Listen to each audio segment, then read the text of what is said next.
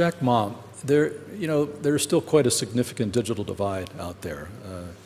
Nearly 4 billion people not yet connected. And so that leads, whenever there's a discussion among policymakers and others about e-commerce, it leads to a question mark as to whether the expansion of e-commerce may primarily benefit the advanced countries and the countries that are less developed in this regard. What's your thinking and your experience in that regard? Yeah, my belief is e-commerce is the future, and e-commerce is going to replace a lot of traditional way of doing business. People say in the past 20 years, with poor logistic, terrible payment, terrible connection of the internet in the world, but still the e-commerce grow like this.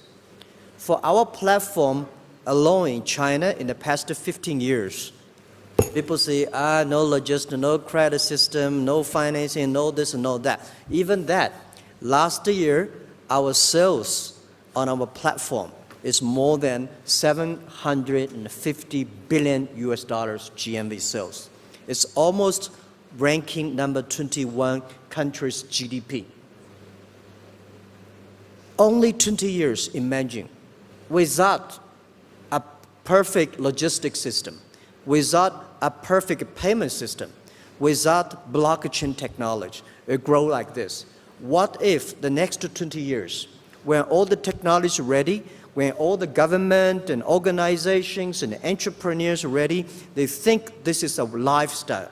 This is the way young people live, and it's going to be the future. So e-commerce is not for big company. E-commerce is not for the developed countries. E-commerce is for developing countries, for young people and small business. Because in the past days, young people don't have chance to compete. Small business, they don't have chance to compete with the big companies. And developing countries don't have chance to. Imagine that country like China can grow like this. I think Peru, a few years ago, I went there. That day, I remember I went to a square, people were demonstration. Right? happened to be there, people hated the e-commerce. And suddenly there's a the Peru young man said, I using internet and I sold my Peru products to New Zealand, Australia, which I never thought in my life could do it without internet. So it will be the future because young people love it. Yes. Anything young people love it, it has the future. That's my point. Okay, thanks. Roberto Azevedo, you just came out last month of an important ministerial meeting in Buenos Aires, and there was a lot of discussion. Maybe some of the most discussion about any topic, as far as I could tell, was about e-commerce. Tell us a little bit about how the multilateral community views this issue. Well, I think I agree entirely with what has been said about the potential of e-commerce. I think this potential, as far as cross-border e-commerce is concerned, business to consumer, there is a lot of potential to be realized. It's still in the very early stages. We're crawling. We're still a baby. There's a lot to be done. And I think that this potential of cross-border e-commerce needs the feedback of the international community. And it's not going to be governments alone. Governments alone are not going to do it.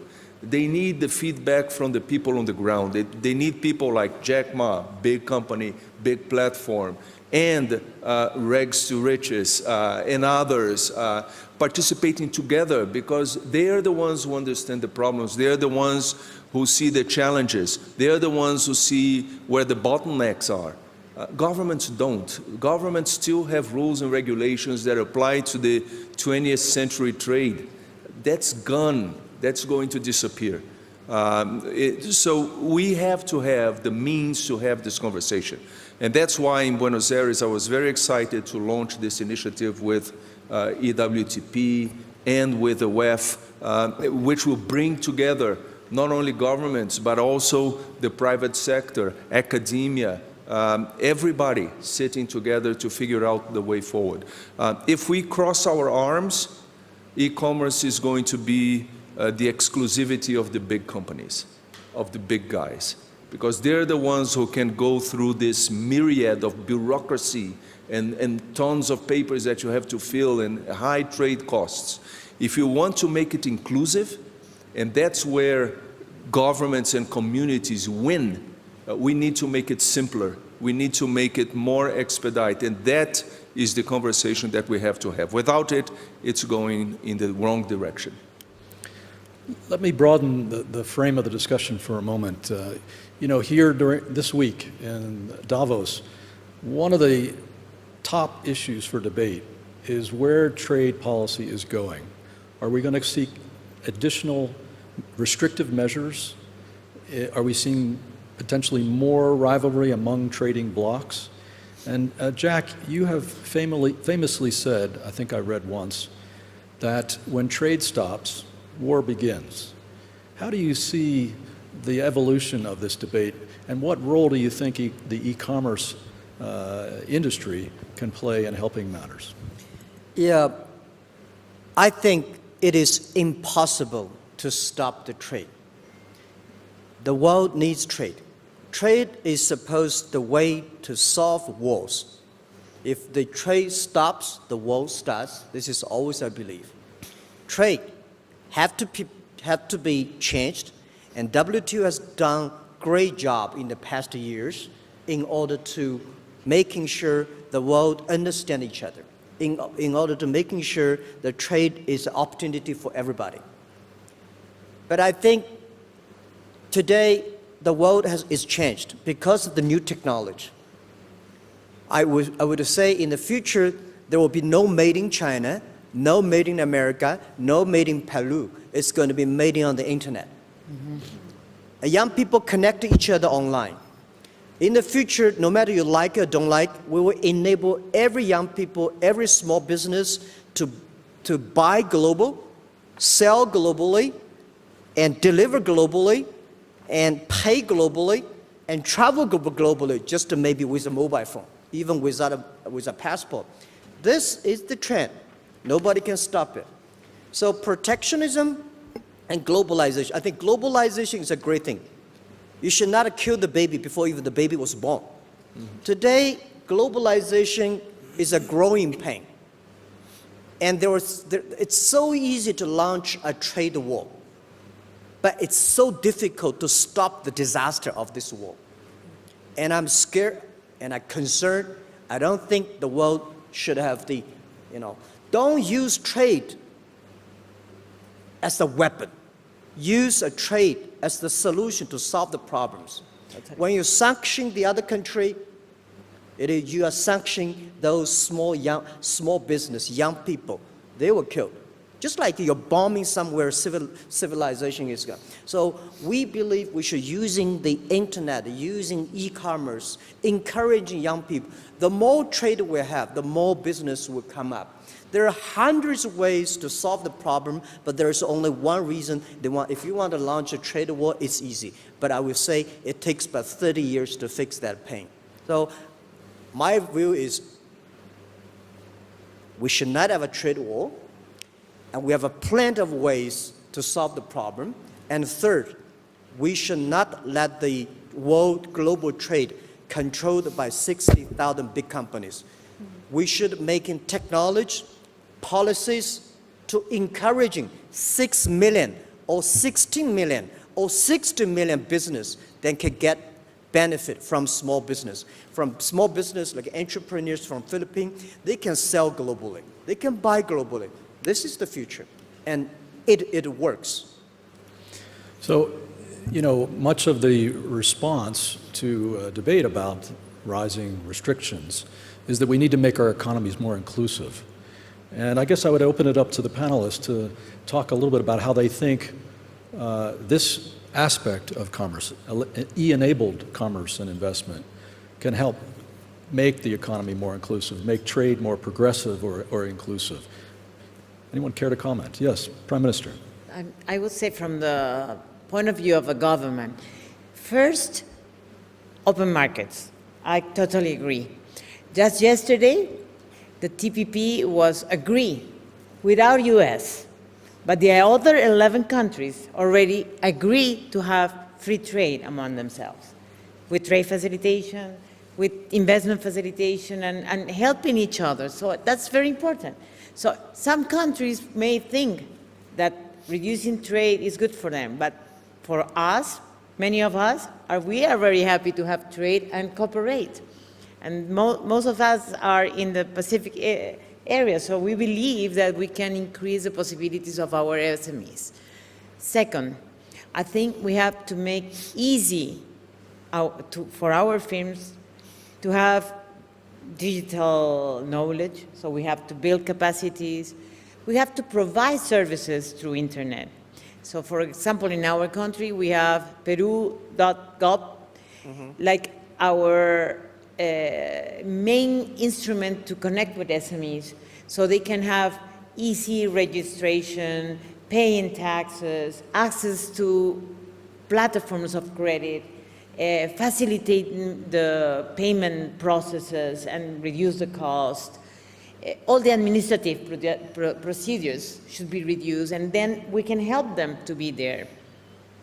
And of course, give information on what our other countries which we trade have as information that they will need to get into the other country. So I think we, as a government, has to help our enterprises to be promoted. Otherwise, it will be this market taking, but the big and large e-commerce retailers, and we don't want that. We want them to be moving, as you said, with other small firms all together. So this is something that we can have user-friendly and keeping people in touch with each other, and the government should be the trade facilitator in this case. Yes. So in the perspective of a social entrepreneur, I represent hundreds, even thousands of artisans who are in poverty. And when you are marginalized and when you're vulnerable, it comes with a lot of burden. It comes with a lot of gaps. So the technology definitely is a gap, logistics, absolutely, infrastructure, internet service, definitely. But also one of the biggest things that we've realized is education. So when we were starting, just as an example, we asked our artisans to source for animal print lining for our products because we're in fashion now, so we have to think fashion forward. So they sourced animal print lining and they came back to us with Winnie the Pooh, Spider-Man, and we were very shocked, but at the same time we realized that even if we speak the same language, we don't necessarily understand each other. And now that technology is really fast, there are lots of people who could get left behind. So I believe that we have to empower the entrepreneurs so that they can be the bridge and the connectors to communities who are in poverty, because e-commerce has the potential to link them to the market, definitely, but also to lift them out of poverty. We have such a big opportunity in our hands now. So we need to empower those who can make those connections. Director General, we've just heard a list of very practical constraints.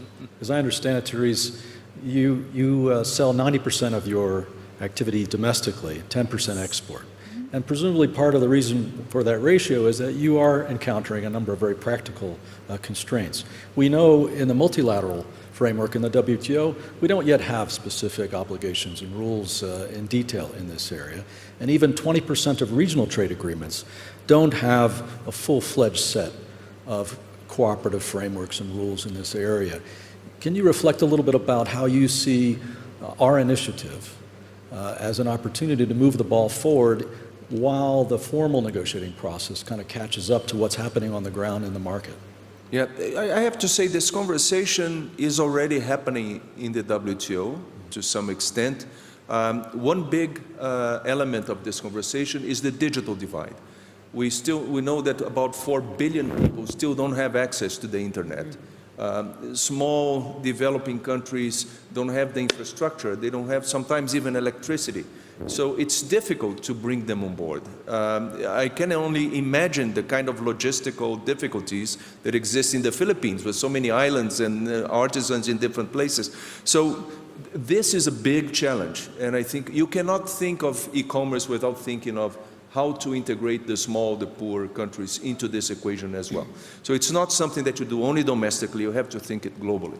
So another important thing that in the WTO we're trying to figure out is which are the main challenges, which are the ones that we have to address first. Because when you begin a conversation about e-commerce, it very quickly covers 1,000 different aspects. It's difficult to attribute priorities and say, let's take this first step.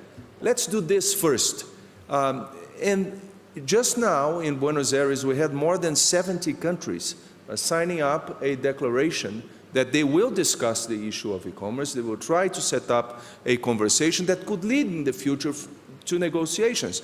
I think this initiative of enabling e-commerce by the WEF, the WTO, and the EWTP will allow us to frame the conversation that is going to happen. Because otherwise, people are going to sit around the table and they won't know what to do, because there will be so many things to handle that they will get lost in the forest. So we need to figure out the priorities, the challenges, and that can only come if you talk to the private sector, if you talk to the operators, the people who face the challenges. Otherwise, we're going to be lost. And that's what I hope this initiative will deliver. Jack, you know, you have a rapidly mushrooming business. And indeed, by 2020, it's been estimated that e-commerce worldwide will be $1 trillion or more in value. Yet you're spending time in doing what Roberto just talked about, which is to be part of a process to get very concrete discussions between the private sector, not just your firm, but many other firms, and governments to try to improve the enabling environment there. Tell me why you want to allocate your precious time to that type of endeavor. Yeah, thank you. I think this is what this initiative about. We are very excited about partnering with WEF and WTO to promote the EWTP called Electronic World Trade Platform or Electronic World Tourism Platform. We think tourism, because of the cross-border trip, tourism is going to bring a lot of business opportunity for small business. But let me think this. It's very important for private sectors and public sectors to have a dialogue to discuss. I respect Azevedo's idea of very positive thinking. Today, a lot of regulators worry too much. Oh my God, you got a security, you don't have enough this, enough that, you worry this, worry that. When you worry, it comes. You don't worry, it comes, right? You like it, it comes. If you don't like it, it comes. Many years ago, 17 years ago, when I started e-commerce in China, people say, hey, China even don't have a PC, so why you have an e-commerce?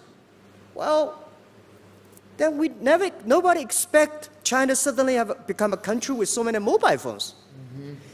Which is easier, to build the roads or build a mobile system? Build mobile system is much easier than build up the roads and infrastructures. I remember 1994, in the winter night in Beijing, a group of experts of IT and internet experts, I was confused. 1994, there is internet experts. Gathered together, think about how to regulate internet. I was in that meeting. And then after like 2 hours debating, they have a lot of worries. So 20 years passed. All the things those people worried never come up. All the things they don't worry about all come up. Let me tell you one thing. The e-commerce is changing the way we do business. As I said, the traditional business is B2C. In the future is C2B, consumer to business. Most of the things are tailor-made. In the past, all the traditional cross-border business is go through containers. In the future, most of the business will go through packages. So the rules and laws will have a huge change. Today, from China to Russia, there's 1 million package from China to Russia. And without even consider how many packages from Russia to China. But even 1 million packages from China to Russia per day, think about it. 5 years ago, we launched a campaign. Only 80,000 packages from China to Russia. The whole Russia post office system crashed. Today, 1 million, no problem. Government is learning. People are learning. Entrepreneurs are learning. When there is a demand, there is a way. So I think government should not think about how to regulate. The way government think about regulate is the way they think about 30 years ago. When I talk a lot of government officers, the first thing they think about is, how can I regulate? I hope next 30 years, the first thing to think about, how can I help? What shall we change to making sure our young people, our small business, our trade can in and out smoothly? This is the positive thinking.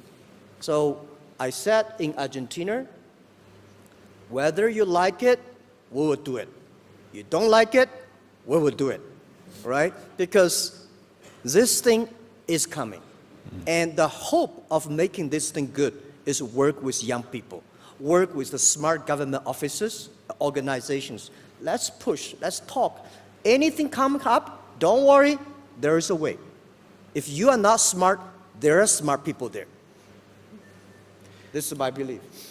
So that's the spirit bottled in one piece of what this initiative is about. It's, you know, there are a series of practical obstacles, as you just described, e-payments, e-signatures, consumer protection, customs, logistics, and whatnot. These are not solely the province of regulation, I think, is your point. And so the process that you've just articulated so well is a very practical solutioning one. And I'm happy to say, Prime Minister, that there are early discussions between the initiative and the Pacific Alliance and the Inter-American Development Bank of potentially supporting such a very practical process in the region. And I just want to signal appreciation and give you an opportunity to talk about how you see the Pacific Alliance moving forward in this regard.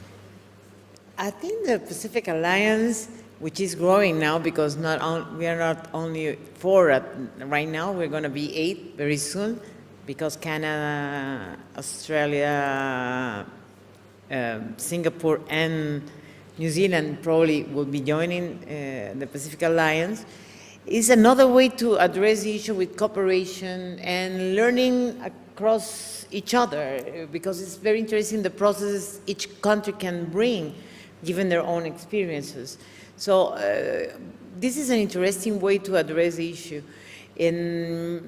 As you mentioned, young people are the ones who are creating the new things. You know, I can remember my daughter's thesis for her graduation as a business professional was trading art through internet, and she prepared a special application where you can trade art for young people, which is so hard to get in the galleries, and they are so expensive, you know. So these young people are creating things, and I'm sure young people across all these countries can create this development, because these young people are the millennials, are the ones who are pushing ahead our trade. In just a couple of years, Peru growth in terms of e-commerce grew like almost 200% in a couple of years. And we think this process will be steadily growing 30% each year as a minimum. So it's because these young people are moving in that direction. We are improving broadband, and we have to work all together in creating these spaces of growth among ourselves. Thank you. We've reached the end of our time. Will you join me in thanking with appreciation the great panelists we've had here today? And thank you, audience. I wish everyone a good remainder of the day.